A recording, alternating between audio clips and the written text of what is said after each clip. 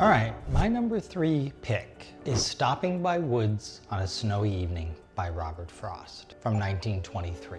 I like to compare this poem to Van Gogh's Starry Night or Da Vinci's Mona Lisa. Why? Because everyone knows this poem, just like everyone knows those paintings. Even if you're not into poetry or art, you know these works. But why? Because they're embedded in the cultural milieu. There are reasons for that, and I think much of it happens on an unconscious level.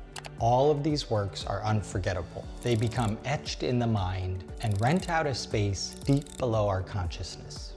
Frost was born in 1874 in San Francisco. His father died when Frost was just a boy, and his mother moved the family to Massachusetts. He bought a farm in New Hampshire and spent 12 years there, writing many of his best loved poems. My college professor called Stopping by Woods a perfect poem, and I think that's an interesting statement. There is something in perfection in the way this poem is composed. 4 quatrains, a rhyme scheme of A-A-B-A, B-B-C-B, and so on, so that the minor note in each stanza becomes the dominant sound in the next stanza, until the final quatrain, which is all the same sound and repeats the penultimate line.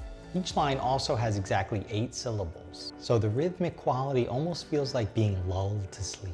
When I recite this poem to my students, they say that it hits different and almost puts them in a kind of trance. The poem seems to be so simple on the surface.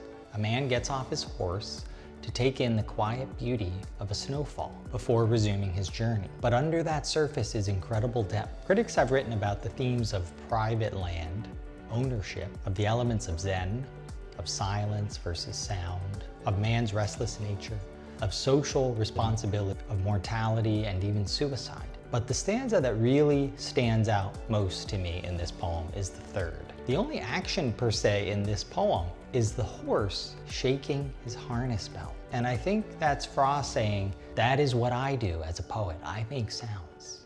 The poet is first a sound maker and second a meaning maker. The meaning follows the sound. It comes later with contemplation, but the sound is immediate. And he mixes hard K sounds with the beautiful sibilance of the line, the only other sound's the sweep.